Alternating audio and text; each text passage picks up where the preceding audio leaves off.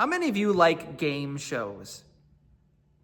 Now, I'm going to reveal that about myself today. Hopefully you don't get too judgy against me today, but I absolutely love to watch game shows. My kids love to watch them with me, to turn on the Game Show Network. I love watching The Price is Right, Jeopardy, Wheel of Fortune were always favorites that I would watch with my grandma. And even when I lived on the East Coast, we would watch those shows on phone every now and then, where we could just talk back and forth and solve the puzzle and do all those cool things together. I love to play games and to do game shows. So don't judge me for that today, but it really kind of falls in really cool with our passage for today.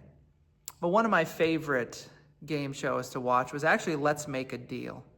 And if you're not familiar with Let's Make a Deal, they would have to dress up in these really goofy outfits and costumes and stuff like that, and they would play these games, and the host, whether it was Monty Hall or even today's Wayne Brady, they would ask questions, and people would have an opportunity to either get a really cool deal or to get a zonk. But when they got to the final round, they had to pick a door. And so it would be either door number 1, door number 2, or door number 3. They would get one choice. And I'm hoping that they would pick the right one, because behind one of the doors was an amazing prize. Behind one of the doors was kind of an average prize. And behind a third door was something called a zonk, where it was something that was absolutely worthless, that was never going to pay off. And they had to make sure they chose the right door.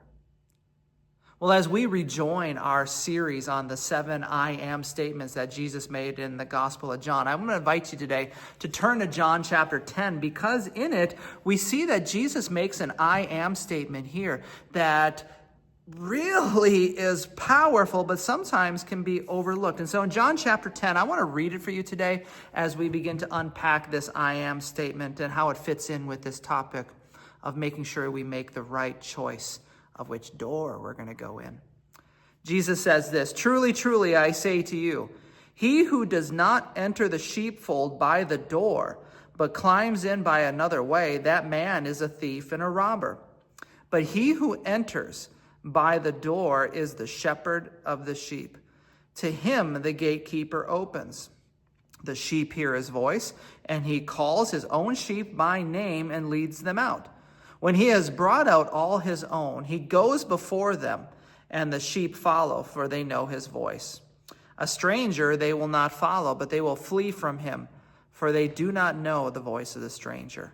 This figure of speech Jesus used with them, but they did not understand what he was saying to them. And so Jesus is sharing this kind of in an example or a parable of what does it look like for the sheep, who are actually people, to know the voice of the master, to know the way home, to know where there is safety and protection and provision and identity and grace and love. And next week, we're going to talk about I am the good shepherd. But this week is saying, so how do we get into that place?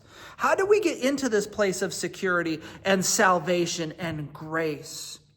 And so to pick up in verse 7, it says this, "So Jesus again said to them, 'Truly, truly, I say to you, I am the door of the sheep. All who came before me are thieves and robbers, but the sheep did not listen to them. I am the door. If anyone enters by me, he will be saved and will go in and will find pasture.'" And so why did I tell you the story of the game shows at the beginning with this one?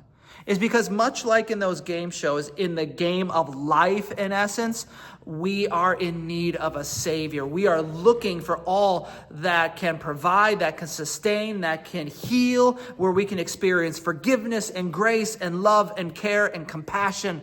This is all that we have been created to do. God has created us to find our identity and value in Him. But friends, there is only one way in, and that's through Jesus Christ. As a matter of fact, John 14:6, which tells us that Jesus says, "I am the way, the truth, and the life." Acts chapter 4, verse 12 says that salvation is found in no one else, for there is no other name under heaven that has been given to men that by which we must be saved. And so in essence, we need to choose the right door. But the problem that I see with so many in our society today is that while we are looking for salvation and grace and identity and value and forgiveness, there are so many times that we are just looking for the wrong door instead of looking for Christ. Some of us are going through the door of recreation to try to find it. Some of us are looking to jobs to try to find it. Some of us are looking to other religions or alcohol or drugs. We're looking to society to define who we are, when in fact, if we would go through the door of Christ, he leads us to pasture, he leads us to safety. All of those other ones, friends, are zonks. You cannot bring what Jesus Christ brings. He is the door. So friends, today I'm bringing this to you. Stop trying to go in other doors. Jesus is the only answer that will ever be able to satisfy.